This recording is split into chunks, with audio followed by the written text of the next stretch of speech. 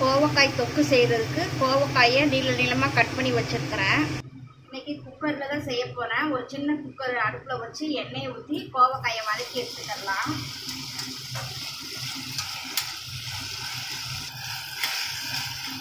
கோவக்காய் வதங்கிடுச்சு. இப்போ இதை தனியாக எடுத்து வச்சிடலாம். இப்போ குக்கர்லேயே இதை தாளிக்க போகிறோம் நம்ம. இப்போ அதே எண்ணெயில் கடுகு சேர்த்துக்கலாம். கருவேப்பிலை 2 பூண்டு பழம் தட்டி வச்சுருக்கேன், அதை சேர்த்துக்கலாம். ஒரு பெரிய வெங்காயத்தை கட் பண்ணி வச்சுருக்கேன், அதையும் சேர்த்து வதக்கிக்கிறணும்.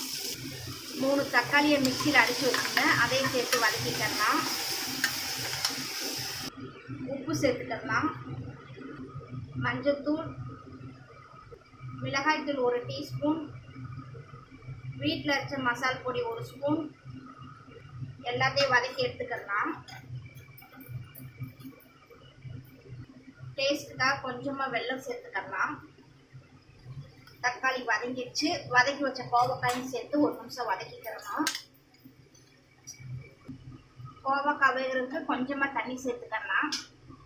நான் குக்கரில் மூடி வச்சு 2 விசில் வைக்க போகிறேன், அதனால் கம்மியாக சேர்த்துட்டா போதும்.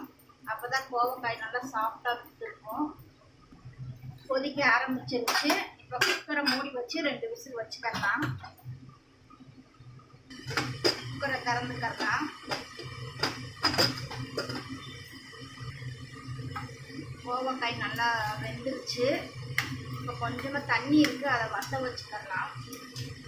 ஒரு 2 நிமிஷம் மட்டும் அடுப்பில் இருந்தால் போதும். இது சுடு சோறில் கறக்கி சாப்பிட்டோம்னா தொக்கு சூப்பராக இருக்கும். ரொம்ப டேஸ்டான கோவக்காய் தொக்கு ரெடி ஆயிடுச்சு. இது ரசம் சாதம், தயிர் சாதத்துக்கும் சைடிஷாக வச்சுக்கலாம்.